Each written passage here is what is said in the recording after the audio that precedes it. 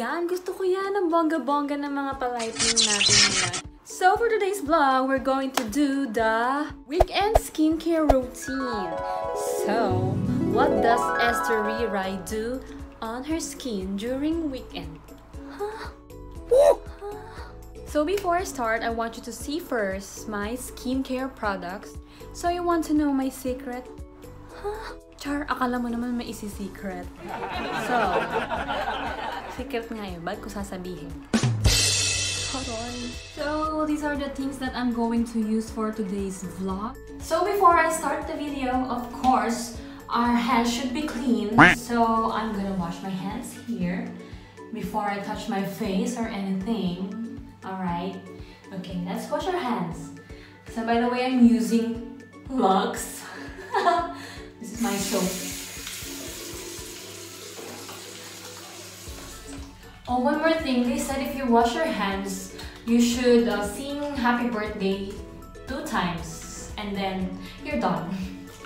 Happy birthday to you. Happy birthday to you. Happy birthday, happy birthday, happy birthday to you. Another one. Happy birthday to you. Yeah. Happy birthday to you. Happy birthday, happy birthday, happy birthday to you. Okay, I think we're done. So to start our skin routine, of course, I should fix my hair. So we're going to use this again, my favorite headband. And of course, we need this also. Tatanggalin ko lang yung makeup ko.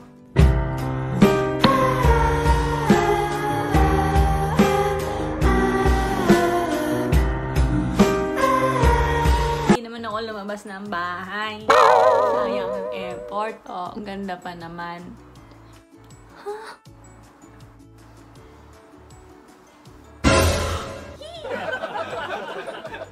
Ganyan lang. So mamaya ako nagagamitin to kasi ang ganda ng buko eh. First of all, you need a cotton. Because you need this to remove your makeup. And the product that I'm going to use is ta-da! It's from Avon again. It's the extra lasting makeup remover.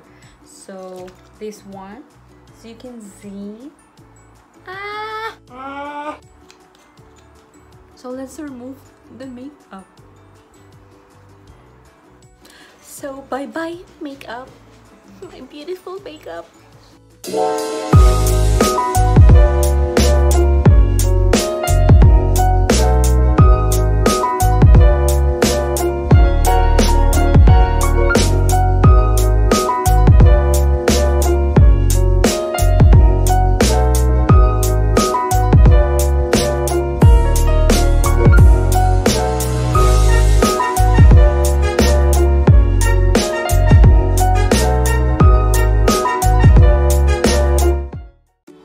Okay, here you go. Here's the result now.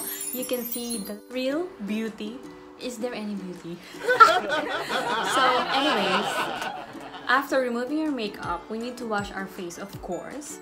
Because there's still makeup on your face, even if you cannot see it from the camera or in the mirror. So okay, I'll be right back.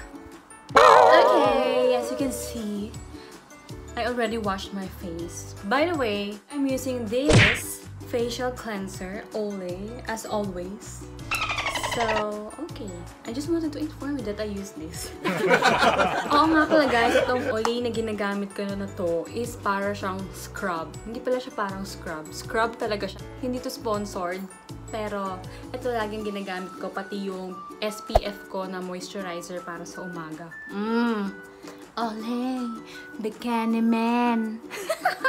And by the way guys, while doing your vlog, take a break and drink some water.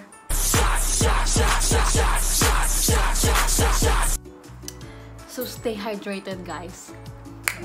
Okay, next step after washing my face with Aloe, we're gonna use this machine. So, finally, I can show you how to use this. This is what Annie gave me last December for Christmas. And I really love it. Bruh. So, by the way guys, this is a facial sauna. So, this one, matutulungan niyang ma-open yung pores ng face mo at mas maging malambot para sa mga skincare na gagamitin natin sa ating mukha. So, simulan na natin guys. But by the way, you will put some water here, but take note, the water should be really clean. So, what I put inside is the mineral water. So, by the way guys, on how to use this, you will just turn it on. After 1 minute, lalabas na yung usok dito. So, kailangan yung face mo hindi masyadong malapit dito sa butas nito.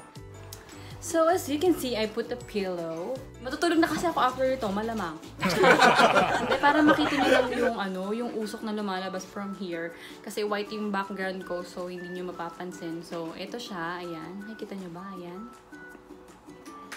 Kita nyo ba? So, guys, as you can see, my face is starting to sweat because of this. So, sauna nga, diba?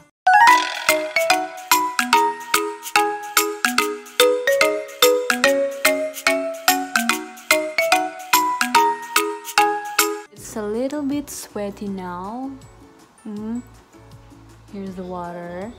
So, what do we do next is we'll just wipe it off a little bit, and then we're gonna use the next skincare product, the Pure Clay Mask. Yeah. Singer ka na rin, Day? Mimiya ka na din? So I'm using L'Oreal Pure Clay Mask.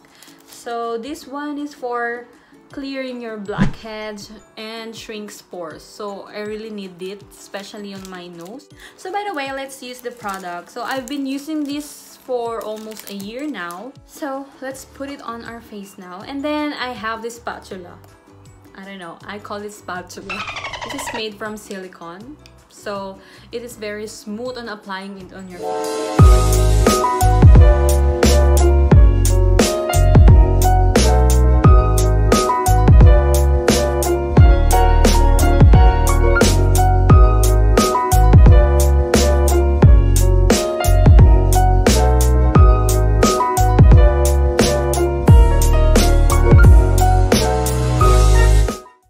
Now I'm going to wash this off of my face.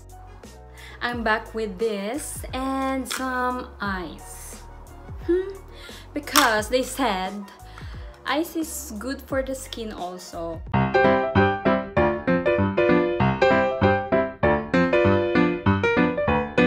After that, we're going now to the final skincare product of this vlog. And to finish my weekend routine, so I'm using this Jeju Aloe Ice. I know that you are very familiar with this brand. This is very famous brand and it's very effective brand.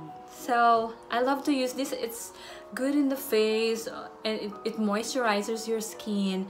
So it keeps your skin smooth and clean and pretty and everything and gorgeous and me.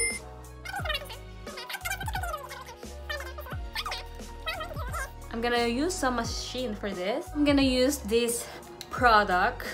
It's a facial massager. This is 5-in-1. So before it gets dry, I'm gonna use it on my face now. This is a very soft foam right there.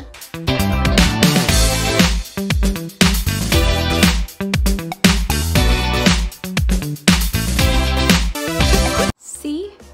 It turned out to be color brown. As you can see, there's more makeup left on your face. So it's better to use this product as well. It's very effective for me. Diba?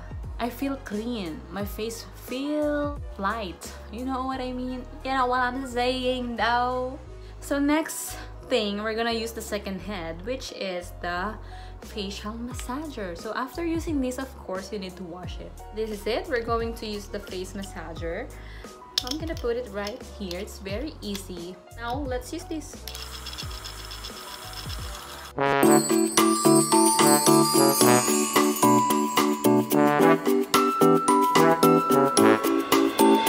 That's it. We're already finished on my face. I don't want to put more skincare. Good So that's how I took care of my skin.